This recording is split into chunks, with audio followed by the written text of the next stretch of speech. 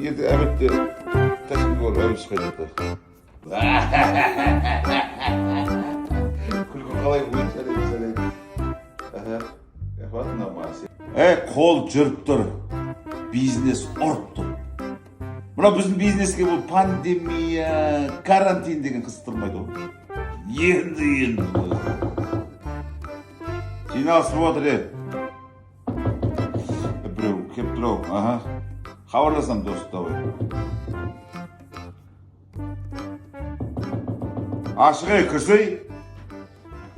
Ассалаумағалейкум. Уағалейкум ассалам. Жағдайыңыз жақсы ма? Келіңіз, отырыңыз. Қалай, қарбаларыңыз қалай? Шүкір. Бәрі жақсы ма? Қалай өздеріңіз? Шүкір жайлы. Ай, бәрекелді. Ал енді мынау келген себебімді айтайын. Біз мынау зекет жинап жүрміз. Садақаны айтасыз ба? Оны кеше оразан кезінде өзім арнайы мешітке 570-пен барып, адам басына 420 теңгеден екен ғой. 2100 теңгені жәшікке салып кеткенмін. Оны беріп қойғанбыз болды, ке? Ол бітір садақасы. Бұл зекет садақасы. Зекет деген бұл 5 парыздың 4-шісі. Бұны міндетті түрде беруіңіз керексіз. Жоқ, енді дұрыс қой, өзің айтып тұрсың, жағдайың болса, жағдайың болмаса деген жағдай қиын. Мынау енді карантин кесірінен қазір кризис, ана жұмысшыларымызға айлық бере алмай отқан кезде сізде қазір ол бір тиын ақша жоқ. Енді беріңіз бала шағаңыздың амандығы үшін, мал жаныңыздың амандығы үшін, ырыс несібеңіздің еселенуі үшін беріңіз. Молдеке, жоқ деген екен бірден түсінсеңіздер болады, қаяқтан беремін мен? Өзім жұмысшыларыма айлық тауып бере алмай отқан кезде. Енді беріңіз, бұл енді жетім жесірлердің ақысы ғой, беріп қойыңыз. Не саған зекет?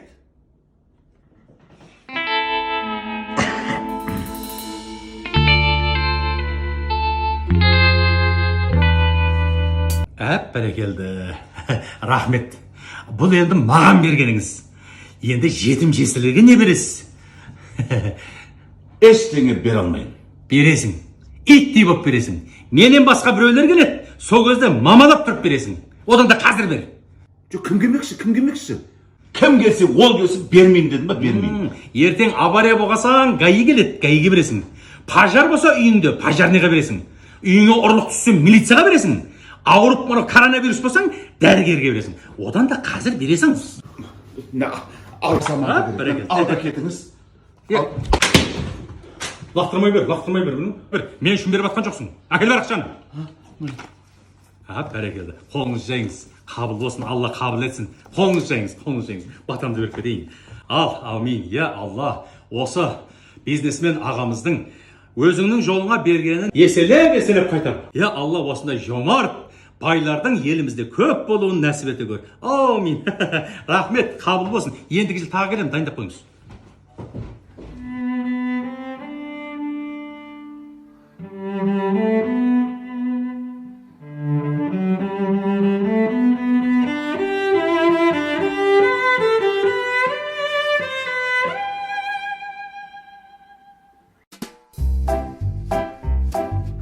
Сондай болады мұны.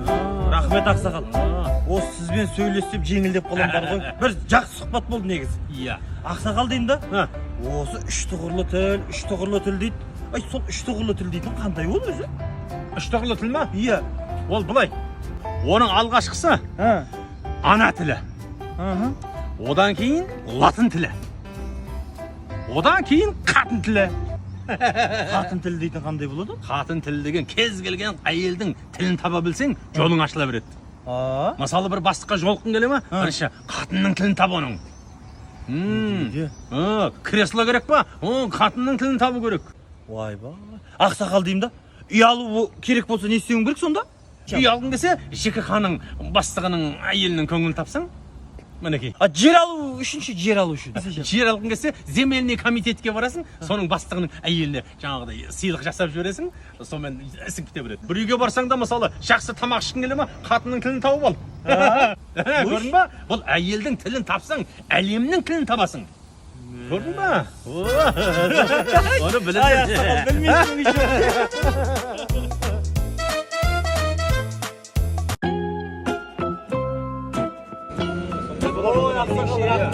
Адам бар ғой, еркек деген жігерлі болу керек.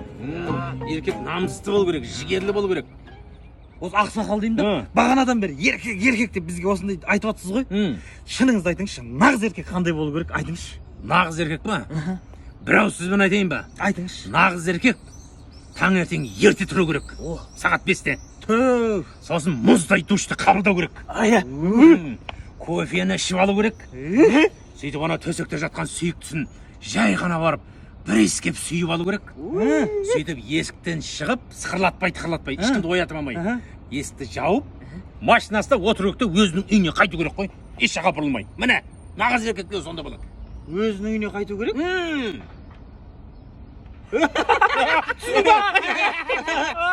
Көпті оқығаннан емес, көпті көргеннен сұрады екен ғой. Көпті көрген атамыз, көпті көрген. Міне нағыз еркек сонда болады.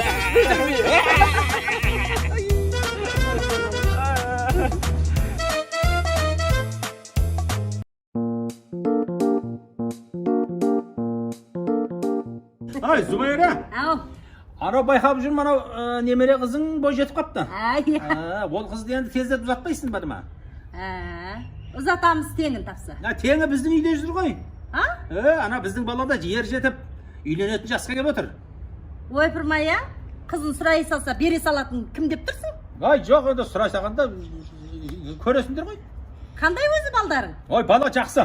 А? Бала жақсы, алтын белгімен бітірген. 2 диплом, қызыл диплом бар. Ішпейді, шекпейді. Мынау артық жүріс жүрмейді, мінекей.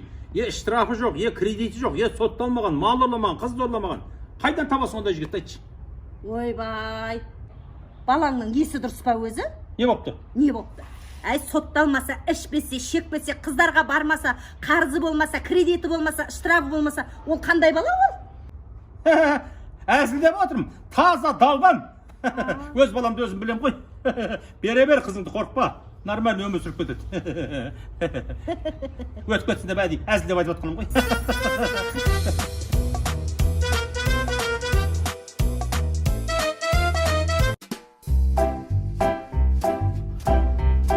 Сөйтіп ана кімдерге саппен берсең әкеше қазғаса жал жайдан. Саппен сусыннан жемшідектен. Ассалаумағалейкум. Уағалейкум Қалайсыз? Жағдайың жақсы, аман есен? Қалай, тойды аман есен өткізіп алдыңыздар ма? Өткізіп алдық. Келмедің ғой тойға? Ой, жұмыстан босаймадық қой. Естіп жатырмын, арақсыз өткізіпсіз ғой? Арақсыз өткіздік. Зор болған шығар, арақсыз. Ой, мынандай ғой арақсыз болады. Құдай қаласа той өткізсем, арақсыз өткізем ақсақал. Бәрекелді, ниетіге жет. Иә, Құдай қаласа. Қалай, жақсы бола ма екен өзі? Жақсы болады екен. Бірақ кейде ойлап қоям, осы арақпен өткізгенің де бір пайдасы бар ма деп ойлап қалам. Қойыңызшы енді. Мынау арақ қойсаң, кімнің шошқа, кімнің ешек екенін ажыратып аласың да. Қай? Мынау араққа тойған қатындар шошқа құсап шыңғырады екен. Еркектер ешек құсап ақырады екен да. Соны бір анықтайтын уақыт келіп қалды негізі. Біраз ешектер мен шошқалар ұнамай жүреді что-то. Маған кеше тойда да бүйтіп қарап, ұнамай отырды біраз. Мейлі құтты болсын.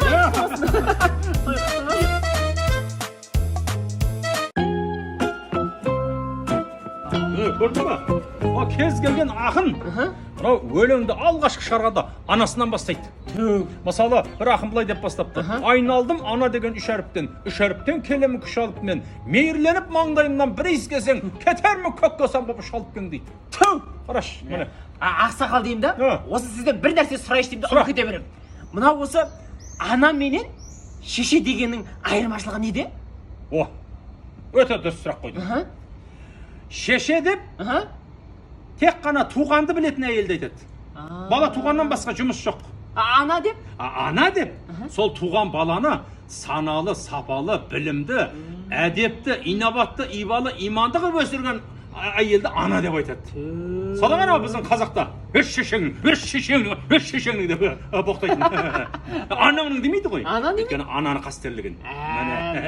Қайда жатыр десеңші? Әңгіме қайда жатыр. Сондықтан аналарды қадірлеу керек. Дұрыс айтасың.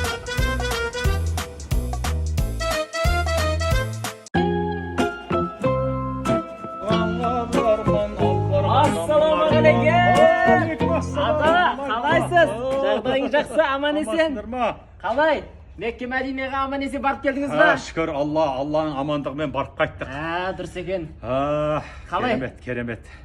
Айтып жеткізе алмайсың. Мынау бұрынғылар айтушы еді. Бұл Меккеге бармағанға бір арман, ал барғанға мың арман деп. Кеше ғана келдім, бүгін тағы кеттім кеп отыр. Сағынып отырсыз ба Сағынып ата? отырмын. Енді айтып жеткізамайын. Қандай екен өзі енді былай ақсақал? Адамдары керемет. О, кішіпейіл, кешірімшіл, ізетті, инабатты, ибалы. Мынау, жоқ ондай. Мынау, бәрі. Керемет десеңізші. Керемет енді, керемет. Ақсақал, құрмасын жедіңіз ба? Ойбай, талынан үзіп жедім. Зәмзәм су іштіңіз ба? Зәмзәм суды бұлақтың көзінен іштім. Ақсақал, қара тасты сүйдіңіз ба? Қара тасты? Қара тасты? Сүйгенің не? Засос салдым ғой. Құшақтап тұрып, ой бір құшырланып тұр, засос сап кеттім ғой. Тағы барғым кеп отыр. Барғанға бір арман, бармағанға мың арман деп. Мінекей, ал, нәсіп болсын, ал, Қуанжай. Алла саған да нәсіп етсін. О, ақыретке дейін ұрпағыңа нәсіп етсін. Бір емес, бірнеше рет барып нәсіп етсін. Аумин. Жүр тәсіпі, жайнамаз ап келген. Зәмзәм су ішіп кетемін.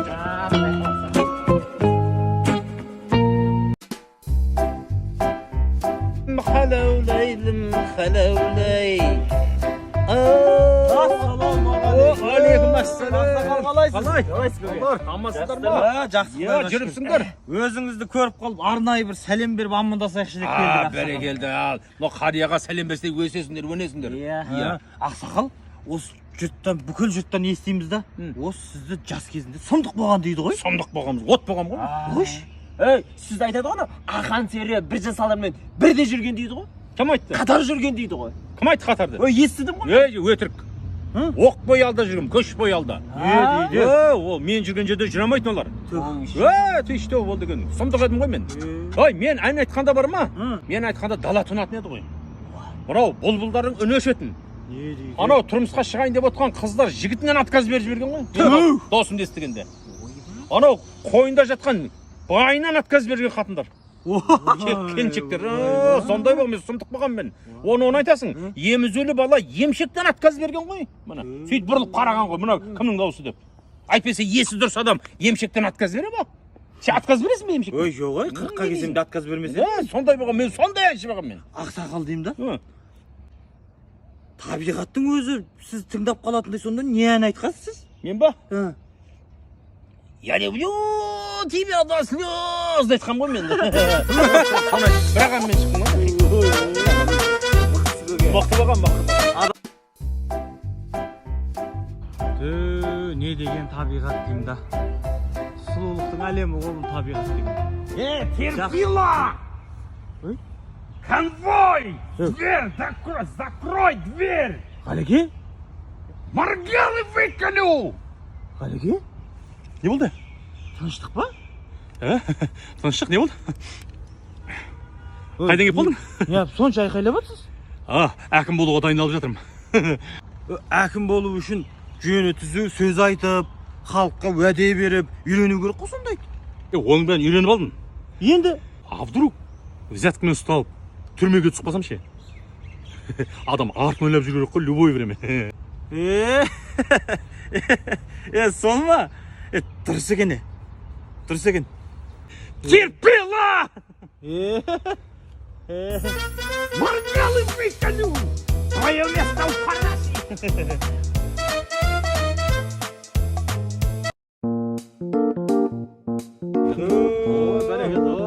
Дұрыс. Ай, сол оқып атсыңдар ма? Оқып атық көге. Сен қайда оқып атсың? Жемпиде оқып атырмын ғой. Жемпи емес? Жемпи деген қыздар оқитын жер ғой. Білмем, үйдегілер түсіріп жіберді ғой сияққа. Бармайсың әйтеуір заочный оқып бітіріп аласың деді ғой, дипломыңды алсаң болды деді. Ой, сен қайда оқып атсың? Ампиде. Ампи емес? Алматы мемлекеттік пед институт деген сөз ғой. Болды, түсіндім. Жақсы екен оқуларың. Ол оқудың не істейсіңдер? Ой, диплом керек қой. Диплом керек болғанда бәрі сатылып жатыр. Сессияны ақшамен жабасың, экзамен, емтиханды ақшамен жабасың, дипломды ақшамен сатып аласың. Қазір сондай болды, рахат болды ғой. Ой, анау Ленин атамыз айтқан ғой, оқы және оқы деп. Сосын барып оқып атырық қой. Кім айтты саған Ленин айтқан деп? Енді Ол Құранда айтылған ол. Ленин сендерді ақымақ қылып жүр осы күнге. Бәсе бар ғой ше, сол бар ғой, сол айтпаған сияқты да Сол ма? айтпаған ғой, ол Құраннан алған ғой. Құранда жазылып тұр ғой. сол айтты деген деп жүр. Жоқ. Мысалы мына Ленин ақымақ негізі. Лениннің орнында болсам бар ма? Мен оқы және оқы емес. үйлен, және үйлен деп айтар едім. Неменеге? Ай, халық санын көбейту керек қой. Мына Қытай 1,5 миллиард. Сол жаңағы ақылды, білімді болғаннан көтеріліп жатыр ма? Жағдайы халқы көп. Экономикасы көтеріліп кеткен. Мына халықты көбейтпей, мынау далбаса тірліктің бәрі. Халық көбейсе экономика көтеріледі. Ақсақал, сіз негізі бар ғой, жоғары жақта отыратын ақ кісісіз ғой. Жоғары Біздің ауыл бағаламайды негізі. жоғары жақта мен сияқтылар отырамайды. А? Жоқ, честныйлар болмайды ондай жерде. Шли честныймын ғой мен. Шлийскім. Ленин сияқтылар керек. Ой, Ленин сияқтылар керек. Болды.